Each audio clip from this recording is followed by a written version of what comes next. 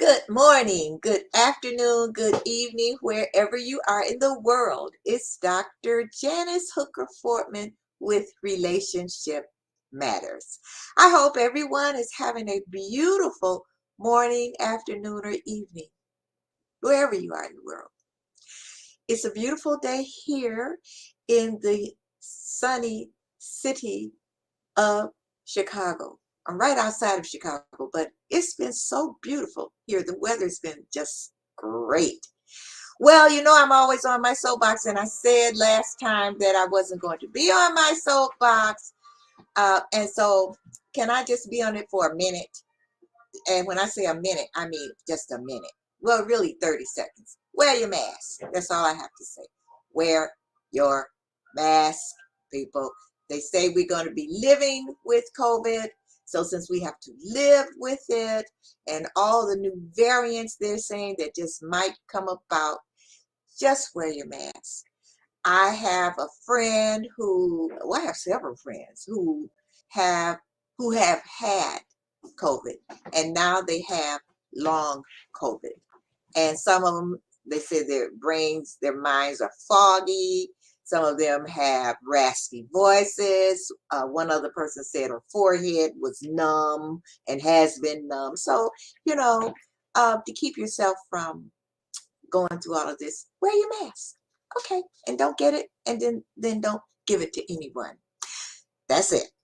I said I wasn't going to be on my soapbox, but I got on it anyway. But I'm stepping off. Well, this evening, here in Chicago, I have an amazing person on my show. And I can just tell you a little bit about him. I saw so much about this young man that I thought, Jesus, my God, when does he sleep? I don't know if he sleeps. But anyway, his name is Dr. JoJo Sayson. He's an author, a proactive Christian apologist, humanitarian physical therapist, the world's #1 doctor of manual therapy from the Philippines. Gee, it's so much. He's an international educator, motivational speaker, and lead co-investigator for spine strength assessment of 12 international space risk of intervertebral disc damage after prolonged space flights of astronauts. In other words, how does being out in space affect the spines of astronauts? And he was I would say, the designer of the official NASA mission patch for the Soyuz rocket in 2013. And he was the first Filipino to send and retrieve the Philippine and US flag, including a G.I. Joe 1/6 scale toy astronaut action figure on a payload to near space beyond 100,000 feet altitude. And I already said he's an author. He knows some astronauts personally. And he's a very interesting man who does everything. So I'm going, without further ado, because I could talk about him, for the next hour without him coming on. So I'm going to bring him on. Hello, Good, JoJo. good evening, Dr. Jan, and good evening, good day, world, wherever you are. You may be in the Western Hemisphere or Eastern Hemisphere of this planet. I bid you good day, blessings, and thank you for spending time with me and Dr. Jan. Yes, so you know what? Before we start, I want people to see your museum, your personal museum where Yeah. you are talking from. Okay. Well, First thing. I'm in my home in Bourbonnais, but I also have a museum. It's a personal museum based on the interest I had as a kid, because you're always that child, and you can never kill all your dreams. So I've always wanted all these things. I have planes and autographs of astronauts and all sorts of things. Some ships that I have, astronaut pictures, ships again. I have a collection of well, there's an astronaut. Uh, I have this is my entomological museum, where I have all the plants, animals, and fossils. And these are my superhero collection, and you can see a little bit of that. And the reason for this, Dr. Jan, is that when I was a child, I wanted so much of these toys, but I couldn't afford it because we were poor. And I realized that one day, well, I might be able to afford it. It's never really too late. And when I could afford it, I just could not stop. So here I am. I have my own museum, and I invite people to see it, and also to get inspired. And this is actually my basis for reality, that from all these things, it's not just an imagination, but also you you keep on dreaming and moving forward to those things. Like if it was astronauts, and I would make sure I would find my way to become friends with astronauts and work with them, and so forth. Being a superhero, I've been doing that for children as well. I've been wearing the Batman outfit for this is my 28th year being Batman in the area. I visited hospitals, special needs kids, and have projects for them to empower them. So that's just a synopsis. There's so much to talk about, but I'm here to talk about not about me, but about the people listening to us, Dr. Jan, and Oh, I share about life, about living life. so question, my first question. How did you get, you said when you were a kid, you saw all these things, but what I noticed about you, you climb mountains. I saw that. Yesterday you had a phone call from when you said out of the blue. It was out of the blue because it was from an astronaut who's in space, and so I have to talk a little bit about you. We're going to talk about some other stuff, Okay. but I got to talk a little bit about you. How did you become, I said earlier before I found out how old you were, which I'm going to say, if you don't mind, that No, that you're 60, and I thought maybe you were like about 30, because I was trying to figure out, how did you do all these different things that you do? I mean, you've had legislation passed. You have a magazine that we're going to talk about later, and you know astronauts personally. How did you get to know astronauts personally? well, it's a can of worms. I'm going to tell you, but it's not about a how to. Many people ask me how to, like a step by step, because that's what we're trained about. It's to get step one, step two, step three. And I'm not going to teach you that, because it's something beyond that. It begins in childhood. And I'm emphasizing here, that's why I have the foundation called Project Michelangelo Foundation, is in the first 7 years of life of a human being, that's when we can program them, and they are programmed sometimes unconsciously by what we expose the children to, what we tell them, and what we make them believe. When I was a child, I got into the space program because in 1969, when Apollo 11 landed on the moon, my father and I were watching it on this black and white TV with the rabbit ears and the skinny legs. My dad did not know that he had inspired me to go for the space program. In fact, I applied for the astronaut corps 3 times. I just wasn't called to be an astronaut. I was called be a scientist. So it begins with children, and I've spoken to astronauts, and what made them become astronauts? It was because of their childhood days, when their parents believed in them, when their parents encouraged them to study, when they played with rocket ships, and they thought about going to space and adventure. So, what I emphasize here on the how to is nurture the young mind, because whatever you tell them, you don't even know it, it's going to affect them. And the sad thing is that there's a lot of parents that expose their children to who they are, and it's not necessarily godly. Let's say you've heard of parents saying, being angry, for example, and telling their child, I wish you weren't born, you were not born at all. Or isn't it, you've had those things, or Yeah. that cuss around the children, or they defy authority in front of their children. They're teaching the children. I am so very blessed that my parents showed me what's moral and what's adventurous. So everything I do, or everything that anyone else is doing in their life, is a reflection of their programming when they were children on the first 7 years of life. So to answer how to, it's because I was inspired to do it, and when you are inspired with passion, things happen.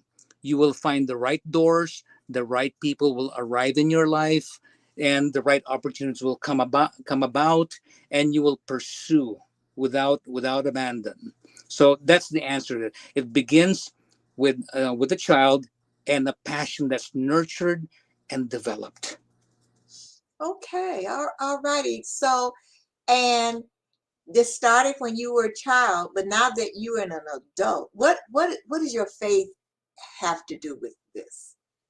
Well, Because you you, said you were an unapologetic. yes, apologetics. I mean, okay, Yeah. what talk about that? Most people don't know what apologetics mean. I am a self-proclaimed uh, apologetic Christian, or Christian or apologist, Christian apologist. People think that an apologist means that you are apologizing, and it's not. Apologetics is derived from the word apologia, a Greek word apologia, which means to defend the faith.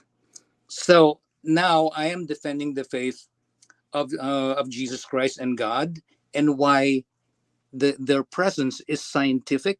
It's actually a necessity for us to live a life that's well worth every single thing. And you're talking about faith. We create the future. God gave us this beautiful, beautiful mind that we should not waste. And it begins with children. Whatever you believe, it becomes, and it's in scripture. How whatever a man or woman believeth, it becomes. Right. So faith and this powerful mind. Most of the time, we misuse it because, number one, we were not raised by the right environment. That's why my foundation is about empowering children. For a better world, we have to begin with the children, starting out with the very basic moralities and about acknowledging God. So, and in a nutshell, that's what faith is. You create it. Okay. All right. I just want to show you a comment here from Sandy Barney Ennis. She says, "You make me feel better. I have antique porcelain dolls, dishes, Barbie dolls, doll houses, and miniature furniture all around my house." And she's talking about, I guess, your Yeah. personal museum. "My friends talk about me. They say I'm too old to have this type of collections. From now on, I'm going to tell them about you." Oh, thank you. Well, then that's whatever your passion in life is. You can never allow people to dictate your happiness, because most of the time people rely on other people's approval or disapproval. If you do that, you will be miserable, because there's such a thing in our human psyche called significance. Everybody wants to be significant. And most of the time, People want an affirmation from people. That's why Facebook has become so popular, because people are waiting for that like hundreds and hundreds of because that affirms their worth, their identity. And it's good to a certain extent, but you cannot allow that to consume you, because you have the power to create your life. Whatever you have around you, whatever your life is just a reflection of what you call your paradigm of reality. Whatever you believe, it becomes. If you think miserable, you will be miserable. So that's my response to Sandy. Sandy, if it makes you happy, and if it tells a story, go for it. And I also asked one time, I searched for the answer of a question that's been bugging me. Why do people collect things? Everybody has some form of collection. It could be toothbrushes, bottle caps, porcelain dolls. Why do people collect?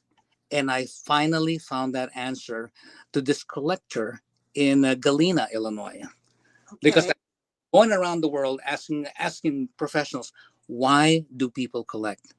And I found the answer. The answer, especially for Sandy, people collect because of man and woman's need to tell a story. Really? It is a need to tell a story, and that's why, like from the Bible to your neighbors, we were created to interact with other people. We were made and created to tell a story. And I'm sure, like for Sandy, if somebody goes to their house and asks about where it came from, what it means, she would know. It's an inherent need for a story. It's part of the self worth. So I would tell people who collect, keep on collecting, because you are that story. And if you collect to sell for business, that's fine. All my collection are out of the boxes, like toys. I get them out of the box because I play with it. What's stopping you from playing with it, right? So keep on collecting and keep on telling the story. I never thought about that. My mother, who's passed, collected bells, Hmm. and I used to collect different boxes, but all kinds, just, round, all kinds of different materials and everything. But then one day, I just thought I got too much of this stuff, and I started giving it away. But I never thought that I was telling a story. I just thought I just like boxes. Well, yeah, not just that. It's actually a little bit deeper than telling a story. Everybody wants to create something. It could be a garden. It could be making your house look beautiful based on your reality. You are build some men like building things, building blocks. We always create.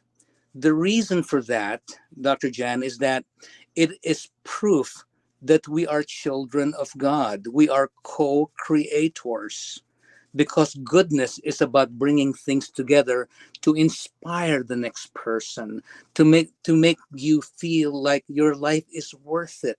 So these are proofs, as in part of my apologetics. It's proof of God. God is creator, we are children, we are co-creators, and the antithesis is evil, to destroy what's been created by someone else. Yes, yes. And we think of ego as something different from what you said. But I was reading, I think it's Eckhart Tolle, who talks about the ego in the way that you're speaking of the ego. Actually, it is a negative thing that is to destroy, you Right. know. Right, right, right. Yeah, and I know your show is about relationship. Yes. If you don't mind, I'd like to define the best maxim of what relationship is all about. Okay. It comes from South Africa, the Ubuntu maxim. And the Ubuntu maxim states that I am because you are, I am because we are, I am who I am because we are what we are. So plainly showing that in the Ubuntu Maxim, there's part of compassion in humanities that you can never know that your own identity if you have no one else to compare it with. If you were the only person on earth, you would go nuts because you don't even know if you exist. There's nothing to compare it with. So that's the Ubuntu Maxim that I go with, and explaining what relationships is all about. And when you do relationship, there is what you call individualism. That means you only think pretty much about yourself and you create your own moralities. And we have to follow a certain standard of morality so that we can live together and make it and be part of someone's development. We are actually co-creating another person and another life. And when we do that, we are complying with the standards and precepts of God to be a creator. So, eh, can I say I am because you are? Yes. Okay. How would you know you are, Dr. Jan, if you don't know that there are people who are worth living, are human beings that are deserve compassion, deserve love? You would never know who you are if you do not know and value the next person. I love that. You Yeah, never thought of it that it, way. it's a South African maxim. It's Ubuntu. U-B-U-T-U. Ubuntu. Okay. Oh my goodness. Oh my goodness. Well, I have to put Valerie Smith says, I love and collect books and specialty magazines. I love knowledge. Wow. Okay. That's And very, then, yeah, yeah. keep it up. And Uh, then Maxine collects butterflies. Oh, I love butter. I have some insects, but I don't have the whole collection because it's just because I don't have the space anymore. Well, you're going to have to get a bigger place so you Yeah, can but have. people who love to collect, go for it. Even, Okay. even if Wow. people will ridicule you, it's fine as long as you don't become a hoarder. That's pathological already. A Yeah. hoarder to destroy your life and someone else's life because you become just overly compulsive and there's no more point into it. There's Yeah. no more story. It's just chaos, and chaos is evil. It's from the cloth of evil, chaos and destruction. Because you're if people do that, they lose their friendships, they lose their relationships. So it's not of God. I see. I see. So tell us about Project Michelangelo and what made you start that. What is it all about? Okay. Project Michelangelo is a foundation of empowerment. So we're concentrating on children and pretty much telling them, not just them, but also teaching them the how to of life and believing in a child. It's so powerful that when a child knows that someone believes in him or her, what their life will change. And so Project Michelangelo is based on Saint Michael, the archangel. Michelangelo is the Italian pronunciation. We call it Michelangelo in the US. Michelangelo, Michel, Michel, means like God, and angelo is angel. So we're encouraging the adults to be like angels on earth. So to become part of the whole collective of what creation is all about, for relationships, to build each other's lives, to make this world a better place, and to become good stewards for people and for the environment. Dr. Jan, I'd like to tell you a story real quick, and this Good. is something that's searchable and it's historical, and what it means to change a child's life by believing in them. Okay. Everybody knows Thomas Edison, right? Thomas Edison, the inventor of the light bulb, and about 1,000 other inventions. Now, when Thomas Edison was in kindergarten. He came home with a letter from his teacher.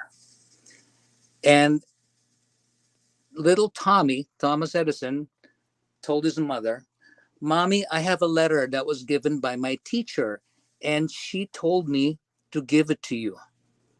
So the mother opened the letter and she started crying. And little Tommy asked, Mommy, why are you crying? Well, because the teacher said that you are so bright and you're a genius, and they just could not teach you anymore. You have to go to another school, or I should teach you myself. They could not accept you anymore. They can't handle your genius. So the little Tommy said, Oh, I'm a genius. So fast forward, Thomas Edison became one of the greatest minds in the world. Now, at a certain time, Thomas' mother died, and he was rummaging through the attic, and he found the letter. So he was so excited to actually read the letter that was telling Thomas, telling himself that he was a genius, and he attributes that his genius to create so many things that made lives better. When he opened the letter, he was shocked. It says, "Dear Mrs. Edison, your child is stupid. Your child cannot learn anything, and he is worthless. Please teach him yourself." So just imagine, Thomas Edison's mother made Thomas believe he was a genius. His teacher was telling his mother to tell Tommy that he's worthless. Just imagine if Thomas Edison's mother told Tommy that, hey, you're dumb, you're stupid, you think he's going to invent the light bulb? This is the power of what the human mind can do, provided that it believes and you nurture that belief. And this is what Project Michelangelo is. We're encouraging the adults to nurture their children. You don't want to lie to their child. If they're doing bad artwork, you don't want to say they're a Picasso. You have to be with certain limits. You don't want to lie to the child, but you have to nurture the child that they can do so many things only if someone else believes in that child. This is what Project Michelangelo is. Our motto: become an angel and a hero for every child. So are you in different schools, or and how do you get the adults to be a part of this foundation? Well, it's social media because Okay. pretty much a wide reach. So we are self-funded. We have donors here and there. So what we do, and we do a lot of things in the Philippines. We have rescue groups in the Philippines through a university, Bukidnon State University. We created these students who become rescuers. We provided uniforms. We planted over 10,000 trees in the mountains. And our young ones are going to the mountains where the children do not have access to education, and we're teaching them how to read, how to write. So because I have this idea, the idea is really not mine. I'm just the bearer of the idea. The idea is from the Holy Spirit. Once you have an idea and powerful enough with passion, people will follow. So I didn't have to force anybody to join Project Michelangelo Foundation. Once they see the fire going, people wanted to be part of that, and they know that we are bound by trust. We don't have membership fees, so we are open, and that's why we even went into having our own magazine, Angel Rising Magazine. It's an outcrop of Project Michelangelo Foundation. So there's a lot more story to tell, but people can go for the website www.projectmichelangelo.org. Let me put it back up. Hold on. I mean, I take up so much time. I wanted to make it concise, just an overview. And Yeah. we, group of people, wearing superhero costumes, and we go and empower children. And I was asked one time by a reporter, because this is my 38th year being Batman in the area, like, Dr. JoJo, why did you become a superhero? And the answer: because when I was a child, I was bullied. Okay, and there, of course, many children are bullied by bigger children or meaner children, and there are times that a child will be depressed and cry on his own. And I was reading comic books during that time, and I prayed to God, "Can you send me a superhero?" Because all I was needing as a child is for someone strong and powerful to believe in him or her. And Dr. Jan, no superhero arrived. There was none. So that's enough for anyone to say, oh, there must be no God. And then later on, I realized why there was no superhero who arrived, because I was that superhero. Oh my goodness. Granting the children what I would have wanted as a child. So I wanted to be a superhero, and God gave me difficulties. And that's why when people go through difficult times, they say that there must be no God, because if God was so good, why would he allow so much difficulty and pain and suffering? Well, the answer to that is because the world teaches us about pain and pleasure. Avoid pain, gain pleasure. Live a life where you can have a lot of money so you can retire, go to the beach, have fun, go to the casinos. That's what the world teaches us. Yeah. But if you go to God, and for me, my Savior is Jesus Christ, you will find meaning in anything. The world will teach you happiness, but it doesn't last long. But with God, you will have joy. That means if you ask for strength, He will give you all the conditions to be weak, to destroy you. But by His grace, you will develop that strength. If you want people to love you, you will have a lot of heartaches, because God is teaching you how to be patient and how to love. So whatever you desire, the world wants it like on a silver platter, but with God you will find meaning. That's why how come saints and all these great people, they wouldn't mind dying in pain, like, because there's so much meaning. They know that there's much greater things beyond this life. And as a Christian apologist, I combine science and spirituality. It's actually one and the same. And science is only a tool, and I can discuss that as much as anybody wants. Wow. You you are an inspiration. Thank And you. your words Yeah. are so inspiring. I have to take a brief commercial break. Okay. When we I'll be come back, I want to talk about the Ray Ali Memorial. okay. Okay? All That's right. that'll be next. Okay, we'll be right, right back with JoJo, and don't go anywhere. We'll be right back.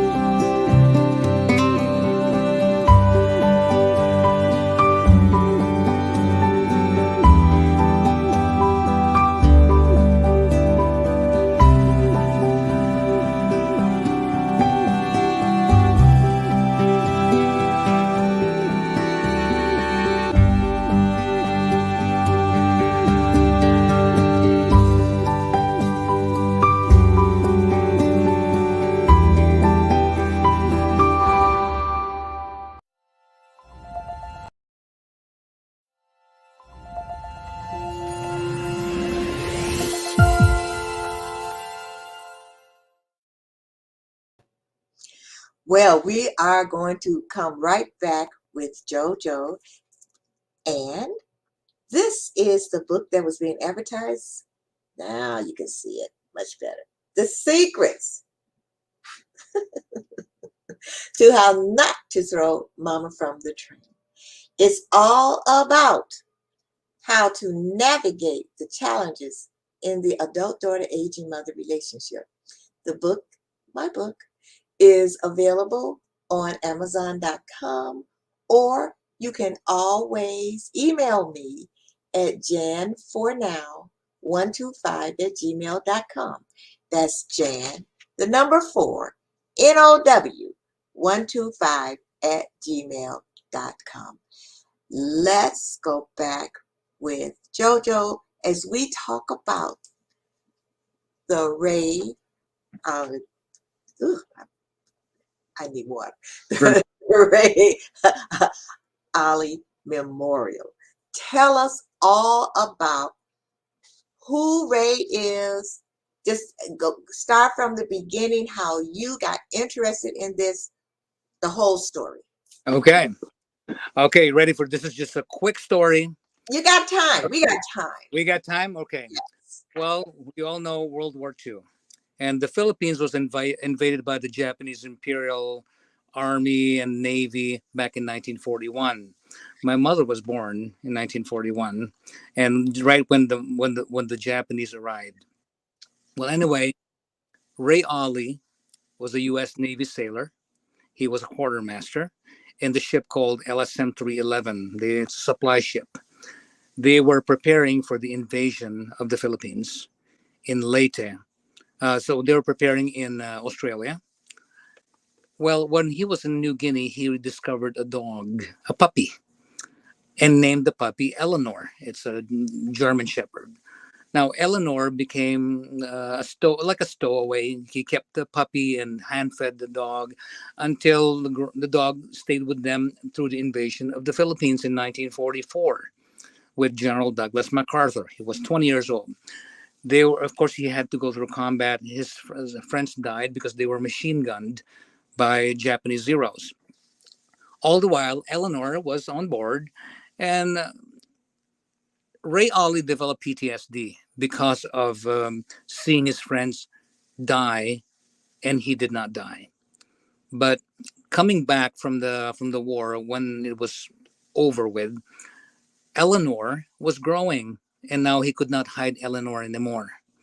Now Eleanor was revealed to the captain, and she was taken in as a mascot. So now they have a dog, Eleanor. That was Ray's first best friend. He was 20 years old. When Ray was sleeping, headed to San Diego, going home, he woke up one morning and Eleanor was gone. He was looking for Eleanor. He could not find Eleanor. How can a dog disappear in a ship? And one of his friends told him, Ray, Eleanor's not on board the ship. And he said, what do you mean? Well, someone threw Eleanor overboard to die. So Eleanor was thrown in the Pacific Ocean. Somebody got her. Somebody was just mean. And Ray Ali became depressed about that, and he did not even want to know who did it because he did not want to harbor any anger to that sailor, to that friend. Anyway, fast forward, Ray developed PTSD not only from the war in World War II, but also from losing his favorite dog, his best friend. But anyway, he did return to the Philippines during peacetime to help out the poor. He actually did humanitarian work. Then we met. Ray Ali and I had a 40-year difference. He was born in 1923, and I was born in 1963. We became best friends in 2008, and we were just like teenagers. We did things together. He was very patriotic. He loved Jesus Christ. We went to parades together. We helped with done humanitarian work, and he even helped with Project Michelangelo Foundation until he died on July 4th, 2020. I was by his bedside. I was singing a song when he died because we love to sing. So we were just like teenagers. Now, since Ray died, he died at age 97. he wanted to do so much to teach the children about what America is all about, what unity is all about, what loving each other is all about, what Jesus Christ is all about. And when he died, I was depressed. I lost my best friend. So I wanted to continue his mission. So I decided to create the Ray Ali Memorial Project. It is a memorial statue of him and Eleanor. So my goal, my imagination is that I'm resurrecting Eleanor from the Pacific Ocean so that I can teach the children about animal cruelty and that to love God's creation. And Ray Ali is just the figurehead of the war, and also to honor all veterans of all conflicts, and those who served in the past and serving now, and those who also suffered PTSD. But most importantly, I've created this as a mission to get people to work together. That we are not enemies. Politics has been ruining everything, so we are creating this memorial. We're still in the process of finding a piece of land for where to begin to build this. And I have a sculptor in the Philippines. And when it's done, we will have a 6 foot tall bronze statue of Ray and Eleanor. Eleanor will live again, so that now we can teach the children, because there was a Marine named Norm Hatch. He was in the Battle of Iwo Jima. He helped raise the flag on Mount Suribachi, and he said, keep the stories alive for the children. Because it's amazing how so many people, even adults, have so little information about history. That's why we're repeating it all over again. And it's the saying, as the saying goes, if you do not learn history, you will repeat it again. And it's happening because we're not teaching the children. Everything seems to be politicized and polarized. So we want to gather these veterans and also help out, not just for the PTSD, but also teaching the children to get involved. That is the main thing. I'm going to build this big Ray Ali memorial with Eleanor. Wow. So now I put that on the screen, rayollimemorial.com. Now, is that where people can donate to it, or how does that work? Yes, I would be happy and joyful if people can donate. There's a donate button on Okay. memorial.com, and Okay. it's show the stories. And my main representative is Miss Trina Parks. She's the first African American Bond girl in history. I want to meet her. Diamond Surfer. You want to meet her? I want her on my show. Oh, okay, I get her. Trina Parks, if you're listening, you're gonna be next. She's a very dear friend of mine, Miss Trina Parks, and she was with Sean Connery in Diamonds Are Forever. If you remember that movie, she was the African American villain with the teeny weeny yellow bikini beating the crap out of James Bond. That was her. Her Oh name, my God. and she's also a board of director of my project Michelangelo Foundation. Yes, you will meet her. I will introduce you to her. Thank you so much. Oh my goodness. And so that means I remember, because I like James Bond movies. Yeah, And I remember yeah, that, but I'm going to go back and look again, and oh wow. yeah, that was I her. know her story is Oh, she something. still looks awesome. And she's a vegan, and she exercises. She still dances.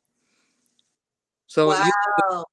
so she's my main representative. Of course, I also have Miss Nebraska, who does my advertisement. And Okay. I'm gathering people from all walks of life who believes in America and what we stand for, because there's so many naysayers out there who's redefining what America is all about, and it's Tell not. me about Yeah, it. that's why our motto is E pluribus unum. From many, we become one. And I think people, a lot of people don't know what that means. They just see it, Hmm. what I'm saying. But not, but see, we were taught in school back then what it means, but I don't think it's taught now. Yeah, we need to educate the children. Yeah, Because definitely. adults are hard headed. We just have to wait, nurture the new citizens that are board. Now, one more thing before we go, I saw something else And this kind of intrigued me. It says here you're currently the human performance consultant for Project Blackbird, a civilian initiative to build the world's fastest rocket car and regain the absolute land speed record title back to the USA from the United Kingdom in an attempt to break the sound barrier on land at 800 miles per hour. Well, because in the mid 1970s, the United States held the record for the absolute land speed record. It's just a little bit over 600 miles an hour. And the rocket engineer for that is a good friend of mine, Mr. Ray Dossman. So I hope he's listening. Ray Dossman was the rocket engineer for that, and he wanted to be, at least before he's done with his life, to regain that record, because when it was broken again by the United Kingdom, that we never got it back for almost 50 years. So I belong to this group of engineers. They're wanting to, it's a privately funded group to build another rocket car, and it's non combustible. Chemicals. It's not powered by gasoline or rocket fuel. It's powered by hydrogen peroxide. So it's amazing when hydrogen peroxide is mixed with a catalyst, a silver nitride. It gives thrust, and it's that's why it's non-combustible. It can go up to 800 miles an hour with the engine that we're designing. And if people say, "Oh, how about the environment? How dare you?" And then now it's like that, right? Well, guess what? When you break down hydrogen peroxide, the breakdown products is water and CO2. So it's actually you get water. We actually produce water by bursting that engine. It's still in the works right now, Dr. Jan. So why don't we use that in cars? Well, it's a very complex question, because we have to look into the economy. For Oh, example, it's so easy to say, you know what, let's get rid of the fossil fuels. It's easy to say that, but if we just suddenly drop that hammer, millions of people are working in that industry. That means millions of people are suddenly going to be without a job.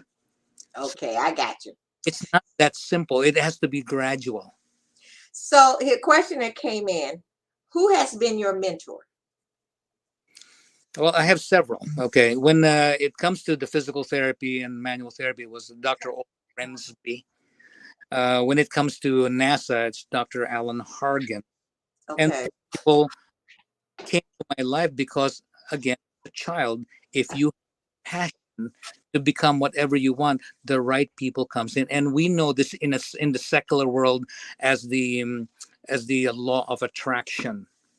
There's a I can If we have so much time and I had a blackboard, I can explain to you in quantum physics why why it happens. So when you have this passion and it's so intense, you will attract what you call the matrix of possibilities. When something is about to happen, it becomes imminent. You will actually feel it, either a win or danger. You will actually feel it, because that's something that's beyond what we know as a four-dimensional world. Height, width, length, like we're 3D, we're a 3D world, right? And plus Mhm. time. But there are higher dimensions they're real, but we just can't measure it. Like, for example, the human mind. Where do you put your consciousness? What part of the dimension can you put it? Like our consciousness right now, Dr. Jan, is one. We're overlapping, even though we're distant. We're not confined by the laws of the universe. So that's another dimension in physics. In traditional physics, there are at least 26 dimensions. In string theory, there are 11 dimensions. We only know 3 to 4 right now because we live in that. Okay. So really higher things out there, and that's the realm of God. And then when and there's so much denial. For example, when you talk about when you talk to people about those who don't believe in God. They'll say, "Well, you can't see God, and whatever. It's not. He's not real." But when you ask them, "Do you believe that the human body and the world is made up of atoms?" I said, "Absolutely, atoms and molecules." And then I pose a question: Have you ever seen an atom? Right. Okay, so we contradict ourselves all the time. So if you ask a quantum physicist, what are these forces, and they will say it is quantum mechanics is the study of these invisible forces that shape reality. Well, isn't that the description of God? So we are in denial all the time because we compartmentalize what we know. We don't know enough, and Nope. God intended us to know less. Otherwise, we will have pride. And people, that's why people who know a lot, they think they know it all, and they realize that, well, even the person here on earth is nothing compared to the absolute intellect of God Almighty. You are so right. We have 3 minutes. Absolutely. So what tell I'd like you to leave my audience with something that you really would like to leave them with, something that they can remember, like you said earlier, that they will remember and be inspired by. Okay. All right. So we didn't plan anything here, folks. So I'm just coming straight out of my consciousness. Well, what I want to leave in this world is that you have to believe, you who are listening right now, you have to believe that God created you, because if there was no God, you would have willed yourself into existence, and I'm sure no one has ever willed themselves to exist in this world. You were created by an absolute intelligence, and it's so loving. He makes you an important person. You are important to him. Stop comparing yourself to the next person. Stop defining yourself by how other people think about you, because the moment you believe them, then or you believe them, you get depressed, and then they're shaping your reality. Your reality is yours, and it's shaped by God. But you have to believe, because even in the book of Matthew, if you have the faith of at least a grain of mustard seed, you tell that mountain to uproot itself and throw itself in the ocean, and it will follow your command. So whatever you want in life, and one thing in life is about meaning. It's not about having a big house and a comfortable income and having vacation. That's not what life is all about. And remember, you have so many qualities. Like at the end of your life, at the 11th hour, you will be visited by the ghosts of the past. And these ghosts are, or the ghosts of regrets, are going to ask you, why didn't you do this? You would have been this. Why didn't you say sorry? Why didn't you say I love you? You will be visited by these ghosts of regrets of the past. Do not allow them to haunt you, because you have the power to create your life with all these amazing talents that God gave you. All you need to do is believe and humble yourself. Thank you, thank you, thank you, thank you, thank you. You're welcome. You're welcome. Thank you so much. Oh my goodness. It's we had to pack, I wanted to pack a lot into this hour, and it just has gone by so fast. But I want to thank you so much, JoJo, for being my guest. And I know that you have put a lot on, on on my audience's mind, because you put a lot on my mind. You have inspired me.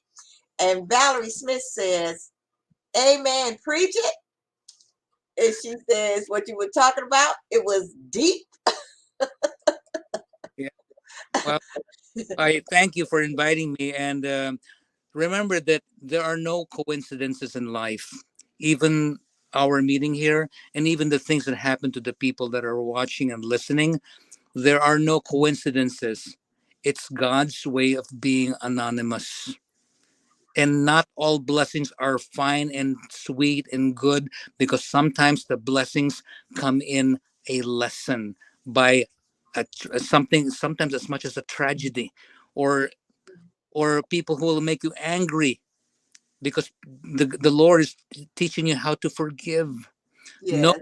one enters heaven with a grudge. No, Okay. you have one, you will not enter heaven. It's heaven is real, Okay. so real. Gotta talk about that. Oh, We you, next time, it's yeah, we have to talk. We have to have, yeah, we have you, to have a conversation. Yeah, yeah, we really do because of a book that I'm reading, and quickly because I gotta go. It's called it's by Neville Goddard, and it's called the Neville Collections. And I want to discuss this book with you whenever we get a chance. So anyway, we anyway. gotta go. We gotta go. So here, Maxine says, "Amen" to what you're saying, and amen again.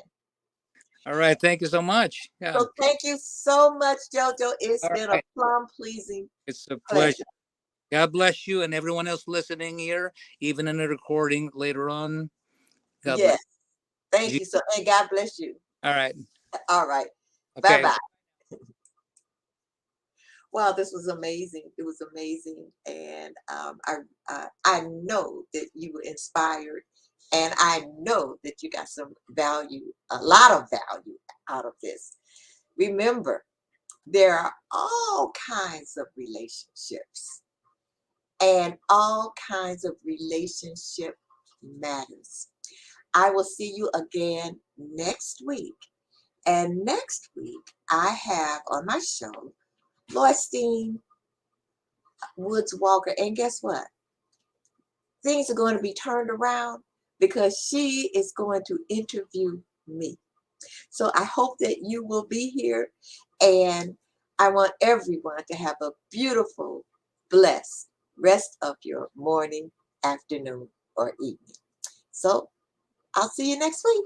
Bye bye.